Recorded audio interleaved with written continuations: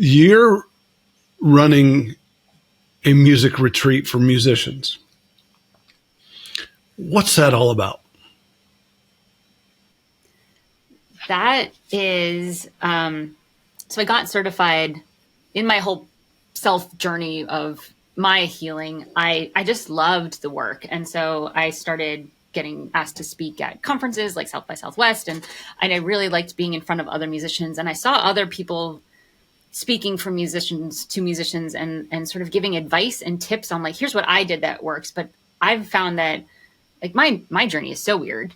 Like there's a million ways to get to any one place. And I think what I started seeing was like, we're in our own way. And I wanted to be way more effective at answering questions when I would get them from musicians, because I was starting to be in these platforms and getting a lot of that. So I did a couple like online PDFs and courses and things like that, especially around email marketing and things that no one was really talking about how to do specifically for musicians. And 9 years ago, I started just a once a month Zoom call, sort of like mastermind, a little bit of a Q&A, but I would like come in with some sort of topic on branding or, generating income or something that was up for musicians. And that membership grew and grew and like quadrupled during COVID. I went live every single day because I knew a lot of people in our community were losing all their gigs. And so we really focused on pivoting, and most of those musicians started making better money than they were making live or performing live, because they figured out how to do some online stuff and tips. And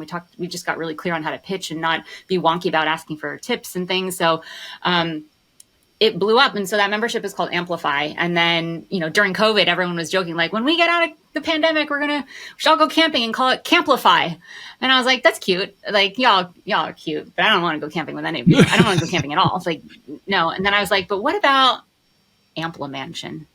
Like so we sort of joked about this, and I was like, I have done so many facilitation trainings. I'm a certified trauma-informed coach. Like I've spoken in front of thousands of people at once. Like, I'm like, I can run a retreat. And so I started looking into it, and it took about a year to plan. And I did one last year, and it was so successful. And it was just, I felt like I had stepped into the highest version of myself. And we did this like somatic clearing and energy clearing and calendar work. And then we did like an actual business action plan. So it was like half, nervous system reset and half actual music business productivity workflow and stuff at this beautiful mansion. And it went so well. And it was my favorite weekend of last year. I have to say that. And that's saying something, considering that I went to the Grammys as a nominee, which was also an amazing weekend. So I was like, I have to do this every year. And so we're doing it again this year. We're going to have double the number of people. It's in upstate New York. It's in May. I think there's I don't know when this is going live, but there's 4 spots left. And I'm bringing in other coaches and support team. And there's yoga classes, and there's a riverside sauna. And we've extended it a day because that was the one comment that everyone gave last year was 5-star reviews across the board, except everyone wanted it one day longer. So it's really where I feel like I get to bring all the things. And there's collaboration, speed dating, and people find lifelong friends and all these things. Well, lifelong, we've done it here, but so yeah, I mean, it's just it's such a cool thing. And I was only doing it for the people that were inside my Amplify membership, but I opened it up this year so that anyone that comes to the retreat gets to be an Amplify for the rest of the year. So they have that continued support afterwards, which now is 2 Zoom calls a month. And there's all sorts of great content that's really searchable. If you're looking to get better at time management, or there's holistic stuff, but then there's also here's what's going on in Spotify and how to do some backends. We sort of cover the gamut of release strategies, and everything that I've learned, I've been able to sort of digitize and put into a package to share with others. And it's just something I've sort of always done. And now it's just really organized inside of this mastermind. Awesome.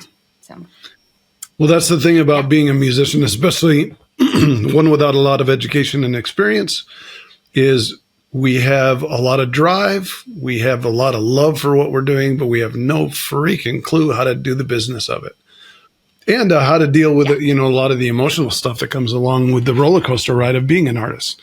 So I love that you're addressing that in this. Oh yeah.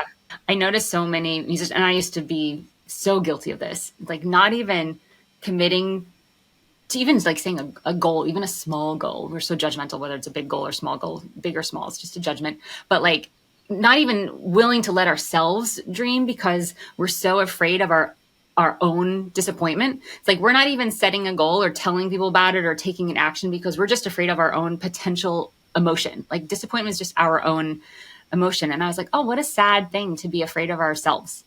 And so really looking at like, how can we like accept that and love that and not be afraid of it and know we can work through it in the face of it, bring it along with us. I think that freedom just opens up so much more potential and results with velocity, like not sitting on this someday, one day phenomenon of I'll get to that. Right. I'll do that one day.